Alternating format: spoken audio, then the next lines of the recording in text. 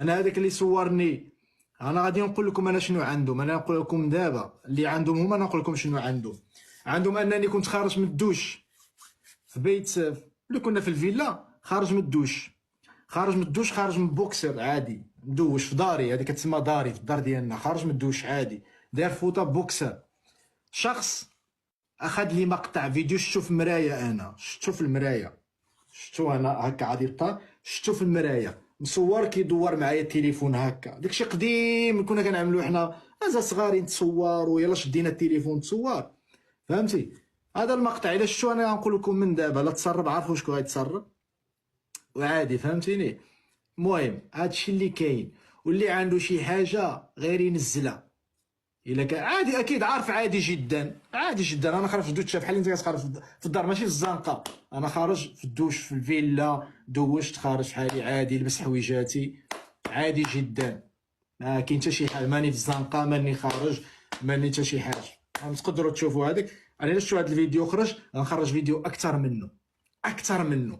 ما غاديش تقولوا ديك الساعه بلال راك، غندافع على راسي. هادشي اللي كاين وانا علمتكم، وهادشي اللي كاين يعني، ما بلا ما ندخل شي تفاصيل يعني. هادشي اللي كاين، وانا انسان يعني ماشي داير ماد معطيات وعينا صابرين، عينا صابرين صافي. كتبقى تصبر وما خصهم يجروك يجروك يجروك يجروك يجروك. ما مستوى دنيء، مستوى دنيء، فهمتي. عارف ما عندوش الحق، ولكن الناس هكا كتفكر. هذاك بالعكس عادي. انا الا شتيني في الدوش، خارج من الدوش في غرفه فيها 3 الاشخاص، عادي. عندك شكرا على 2 مليون، شكرا، ثانك يو. 2 مليون تكبيسه، الله يسمح لنا منكم، يدكم طابو، فهمتي. هذا هو اللي كاين. اما شي شخص اخر كيقول لك عنده شي تسريب ولا عنده شي حاجه، حتى داك بالنسبه للفيديو اللي تسرب، فيديو عادي جدا، فيديو انا كنرقصو عادي، كنشطحو في الفيلا، غتشوفو كتار من هكا امام الكاميرات عادي، رقص عادي مع شخص كنت معه عادي جدا. قال لك فضيحه، اش من فضيحه، اش من فضيحه، فضيحه كتشطح فضيحه. كلشي كيشطح كينشط مع راسو، زي مع راسك. شنو هي الفضيحه؟ اللي يسمع فضيحه يقول ما نعرف شنو فضيحه. فضيحه هما اللي عندي في التليفون هذا، هادو هما الفضائح اللي عندي في التليفون، هادو هما الفضائح. الا شفتو ما تشوفوا فضائح، خليني ساكت، انا ما نقيس حتى شي واحد، ولكن هاي غيفتش عليا شي واحد راه يلقاني، والله ما نعقل عليه ولا نرحمو، فهمتيني. هادشي اللي كاين يعني. شي واحد يدار ويطلع معايا يبقى يدار في الشرف ديالي، ولا يطلع يعني يدار في شرف شي شخص، شي شخص يعني كنت معاه في يوم من الايام، سطروا عليها، كنت معاه مش معاه، كنت معاه، تدار عليه، ما غاديش نسمح لك. لان في يوم من الايام كان معايا ديك الشخص، كان معايا، سواء كان صاحبي ولا صديقي ولا صديقتي ولا حبيباتي ولا زوجاتي، كانت في حياتي، ما اسمحلكش تدار عليها ولا تهاجمها. غيكون عندي نفس الرد، نفس الرد. لو هجمتي عليا ولا هجمتي على شي شخص كان معايا، غيكون نفس الرد، سواء كان في حياتي، كان يمكن كان ما بقاش، ولكن غتقيسو غنقيسك، غتادي غناديك، بوان فينال، باش نكونوا واضحين، فهمتيني. اما بديك ديك الفيديو اللي تسرب، راه ما نكذبش عليك يعني، ديك الفيديو هذاك راه ما عجبنيش. واخا هو عادي، لان اصلا كان عندنا جروب باش تعرفوا الحقيقه ديال ديك الفيديو. كان عندنا جروب عادي، كان عندنا جروب، كنا كنبارطاجيو جروب ديال المشاركين، كنا كنبارطاجيو فيديوهات عادي، كنبارطاجيو فيديو كنشطحو، حسبناهم خوتنا، حسبناهم صحابنا، حسبناهم يعني عادي، ما كاينش شي حاجه. رانا نستغلوا ديك المواقف. قال لك فضيحه ما فضيحه، تعال تشوف فضيحه، شنو هي هاد الفضيحه؟ شنو فضيحه؟ وانت اللي كتقول بانك عندك صوره لإلي انا في الفراش، عندك صوره عندك مع عندي صوره في الفراش مع شي واحد، انا كنعطيك تصريح تنزل صوره، انا سجلوا المقطع، انا بلال المعزاوي اعطيك كامل الصلاحيه في نشر هذه الصور. اذا كانوا عندك، هاد الصور هادو، غنجبد شنو وقع من وراء البروغرام، شنو وقع، الكوارث اللي وقعوا، كوارث اللي وقعوا، خليونا ساكتين. فهمتي؟ اللي كيحسبوا بانهم عندهم شخصيه وما راه كذا وكذا ما نعرف. المهم انا ما نهضر حتى شي حاجه و... لا ما كاين لا ظلم لا ظلم لا والو. انا ما يقدوش عليا والله ما يقدوا عليا. انا قلت لك جاوني في بروغرام، جاوني في شهور بلال درياف بلال، جوني في برا والله تنطحنوا، والله تيتطحن اقسم بالله تنطحنوا.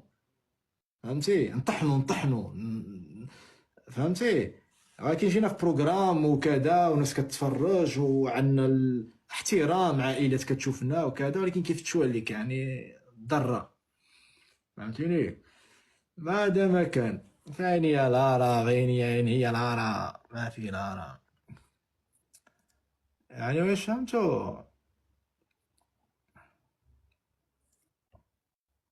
يعني هادشي اللي كاين.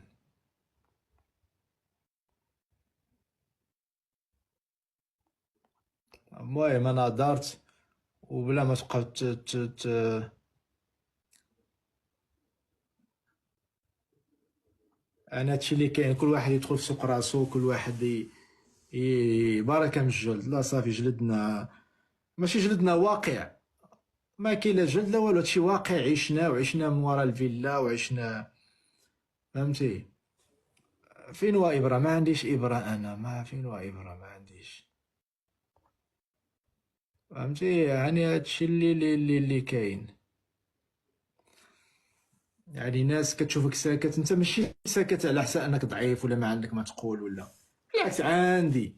التليفون هذا فيه عامر مشارجي مشارجي، ولكن حنا داخلين في سوق راسنا شادين.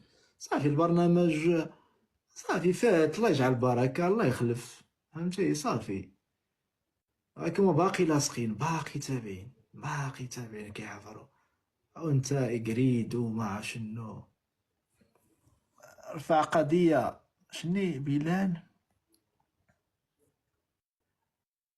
احد يقرب منك يرفع على قضية. لا لا، انا كناخذ حقي بايدي، كناخذ يدي كيعجبني ناخذ حقي بالقضاء، كياخذ الوقت. انا كيعجبني ناخذ سور بلاص، تكون عندي ردة الفعل في سور بلاص بلاصة. بلكي فهمتي؟ بلكي يستوعبوا. غير موقف تاني ما غاديش نعطي التصريف ديالو، غنكون مريض، غادي نكون عيان مريض، كندخل ندوش مساعدة اشخاص، ولكن كندخل ندوش. قال لك اسيدي علاش كدوش؟ سيدي ما كدوي جوج مرات في النهار وكذا، بحكم انا كنبقى الشخص الاخير لان عندي الشعر طويل، وبالنسبه للناس اللي كتعرف شعر طويل راه كيدي الوقت في الدوش. قال لك اسيدي علاش كدوش؟ لماذا؟ بلكي انت اللي عم تصير تدوش هيك مرتين باليوم. خلاص زودتيها خلاص زودناها في الدوش، حتى دوش زودناها فيها. مشكل هادي والله الا لا مشكل. خلاص قلنا البروغرام سالا كيضحكوا. بروغرام سالا اوكي. بروغرام اتبعني تما مورا بروغرام غادي تتبعني. بلكي بلكي الدوش راه يكون سخن، بلكي يعني ما فيش بلكي سير صاحبي، قضي شغلك، عندك شي شغل خلاص. حنا تركنا البروغرام خلاص. يعني انا مبرود، مش ممكن مبرود. انا ماني انا كمان انسان بدي رد، بدي من اليوم لفوق. انا في رد على كل شيء. اي حدا حكى شيء انا راح جاوبه. خلاص يعني احنا مربيين مخلقين اكيد بكل ادب، بس خلاص انا حكيت بنقطتين وبس. اليوم حكيت على شخصين اوكي. شخص اللي بكى ورا الكواليس لاعب، شخص اللي بكى ورا الكواليس وبيقول لك انا عطيت الصوره للجمهور كذا. هي اللي ركلتك، مش انت اللي ركلتيها، هي اللي ركلتك. وصاحبك لا عيده مره ثانيه، رفيقك صاحبك اللي خبر هالشيء. انا ما كنت راح احكي الاسرار تبع الكواليس، خليها ورا الكواليس. صاحبك حكى اوكي. صاحبك قال لك طفل بكم ما خلانا ننام، طفل بكم 5 الصبح خلانا صح. اقسم بالله الا بكيتي، وبرب الجلاله لا بكيتي. انا عمري بكيت، هذا هو الذل. انسان مدلول هو انت، انت المدلول. تبكي على البنت ورا الكواليس وتيجي تبين بانك انت رجال وانا كذا. بكيتي في شهاده رفيقك. انا ما نقول لكم صدقوني، صدقوا رفيقه والله ما بكى.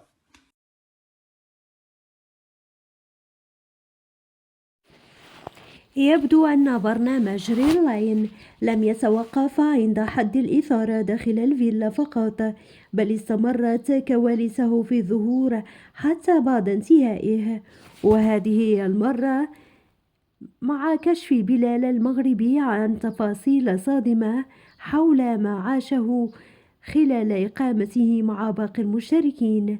في بث مباشر عبر تطبيق تيك توك، خرج بلال المغربي عن صمته وفضح مؤامرة خطيرة تعرض لها من طرف بعض المشتركين التونسيين، وعلى رأسهم فؤاد التونسي ورامي التونسي.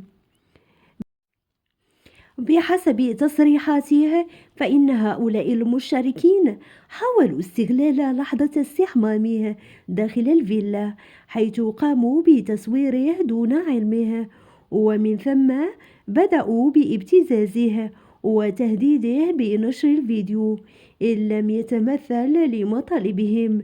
هذه الواقعة شكلت صدمة كبيرة للمتابعين، خاصة وأنها تكشف عن جانب مظلم وغير متوقع داخل البرنامج، بعيدا عن العلاقات العاطفية والخلافات العادية التي لطالما شهدها. بلال المغربي أكد في حديثه أنه لن يسكت عن هذه الجريمة الأخلاقية، مشددا على أن تصوير شخص في لحظة خصوصية وتهديده بذلك يعد أمرا غير مقبول تماما، لا قانونيا ولا أخلاقيا، كما طالب إدارة البرنامج بالتدخل واتخاذ إجراءات صارمة ضد المتورطين حتى لا يتكرر مثل هذه الحوادث في المستقبل. الفضيحة أثارت جدلا واسعا على مواقع التواصل الاجتماعي، حيث انقسم الجمهور بين مصدق لرواية بلال وبين مشكك في مدى صحتها، خاصة وأن المشتركين الذين اتهمهم لم يخرجوا بأي رد رسمي حتى الآن، إلا أن البعض لاحظ أن هناك توترا كبيرا في تصرفات رامي وفؤاد خلال الأيام الأخيرة، مما جعل العديد من المتابعين يعتقدون أن هناك جزءا من الحقيقة في ادعاءات بلال. ما زال الجميع يترقب رد فعل إدارة البرنامج، خاصة أن هناك نوع من الاتهامات لا يمكن المرور عليه مرور الكرام، فهل سيتم فتح تحقيق رسمي في الواقعة؟ وهل سيتخذ المشتركون التونسيون موقفا للدفاع عن أنفسهم؟ الأيام القادمة كفيلة بالكشف عن المستور. وفي ظل تصاعد الجدل حول هذه الفضيحة، لم تتوقف التفاعلات على مواقع التواصل الاجتماعي، حيث بدأ المتابعون بالبحث عن أي أدلة قد تدعم أو تفند ادعاءات بلال المغربي. البعض استرجع لقطات من الحلقات السابقة وأشار إلى وجود توتر واضح بين بلال والمجموعة التونسية، ما جعل القصة تبدو أكثر مصداقية، بينما رأى آخرون أن هذه التصريحات قد تكون مجرد محاولة من بلال للفت الأنظار بعد انتهاء البرنامج. من جهة أخرى، التزمت إدارة برنامج الأسد الحقيقي الصمت حتى الآن، ولم تصدر أي بيان رسمي يوضح موقفها من هذه الاتهامات التي أطلقها بلال. هذا الصمت زاد من التكهنات وأثار غضب بعض المتابعين الذين طالبوا بتوضيح فوري واتخاذ إجراءات حازمة ضد أي انتهاكات محتملة داخل برنامج ريرلاين.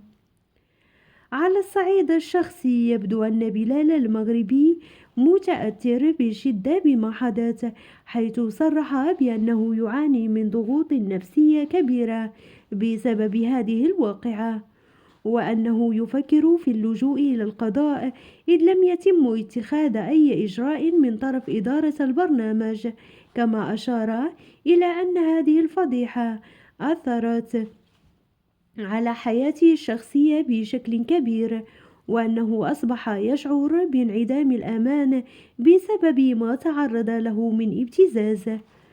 أما بالنسبة للمشاركين المتهمين فقد حاولوا تجنب التعليق المباشر على الموضوع، لكن بعض المصادر المقربة منهم أكدت أنهم يعتزمون الرد قريبا عبر تصريحات رسمية أو بث مباشر لكشف الحقيقة الكاملة.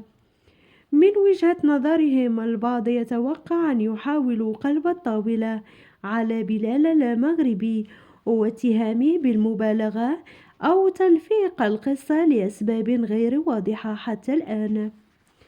بينما يترقب الجميع ما ستؤول إليه هذه القضية، يبقى السؤال الأكبر: هل سيحصل بلال المغربي على العدالة التي يطالب بها، أم أن القصة ستطوى دون محاسبة كما حدث في العديد من الخلافات السابقة داخل برامج الواقع؟ الوقت وحده سيكشف عن الحقيقة الكاملة. في النهاية تبقى قضية بلال المغربي واحدة من أكثر الفضائح إثارة للجدل في تاريخ ريل لاين، حيث كشفت عن الجانب المظلم لعالم برامج الواقع، حيث يمكن أن تتحول المنافسة إلى صراعات شرسة تتجاوز حدود اللعبة، سواء كانت ادعاءاته صحيحة أو مجرد محاولة لجذب الانتباه. فإن هذه الحادثة سلطت الضوء على أهمية وجود رقابة صارمة لحماية المشاركين من أي استغلال أو تجاوزات قد تحدث خلف الكواليس. ومع استمرار الصمت من إدارة البرنامج، يبقى الجمهور في حالة ترقب لمعرفة ما إذا كانت هذه الفضيحة ستؤدي إلى تغييرات حقيقية في صناعة تلفزيون الواقع، أم أنها ستنتهي كسابقتها ومجرد حديث عابر ينتهي بانتهاء الموسم. لكن المؤكد هو أن تأثيرها سيظل قائما في ذاكرة المشاهدين، وستبقى قصة بلال المغربي مثالا حيا على الوجه الآخر غير المعلن لعالم الشهرة والمنافسة. كما أن هذه الحادثة أثارت نقاشا واسعا بين المتابعين حول مدى مصداقية برامج الواقع ومدى تدخل الإنتاج في خلق سيناريوهات درامية لجذب المشاهدات. فبعد خروج بلال المغربي وكشفه عن الابتزاز الذي تعرض له، تعالت أصوات الجماهير مطالبة ببيان رسمي من إدارة برنامج ريل لاين، لكن الصمت ظل سيد الموقف، من ما زاد من الشكوك حول حقيقة ما يجري خلف الكواليس. من جهة أخرى، لم يكن بلال الوحيد الذي واجه ضغوطا داخل البرنامج، بل إن العديد من المشتركين السابقين لمحوا إلى تعرضهم لمواقف مشابهة، لكنهم لم يجرؤوا على التحدث علنا خوفا من تداعيات ذلك على مستقبلهم الإعلامي. هذا يفتح باب التساؤلات حول بيئة مثل هذه البرامج، وما إذا كانت توفر حماية كافية للمشتركين، أم أن الهدف الأول والأخير هو تحقيق نسب مشاهدة مرتفعة بغض النظر عن العواقب. وبالرغم من كل ما حدث، لا يزال بعض المشاركين السابقين يحاولون التقليل من أهمية تصريحات بلال، معتبرين أنها مجرد محاولة منه لجذب الانتباه بعدما خفت نجمه عقب انتهاء الموسم. لكن بالمقابل هناك من يصدقونه ويؤمنون بأنه كشف حقيقة مخفية، مما جعله في مواجهة مباشرة مع قوى أكبر تحاول التستر على ما حدث. في النهاية تبقى الحقيقة ضائعة بين روايات المشاركين وتكتم الإدارة. لكن الأمر المؤكد هو أن برنامج الأسد الحقيقي لن يكون كما كان قبل هذه الفضيحة، فقد كشف هذا الموسم عن خبايا غير متوقعة، وربما يكون بداية لتغييرات في كيفية إدارة برامج الواقع في المستقبل، خاصة مع ارتفاع الوعي الجماهيري بمثل هذه القضايا.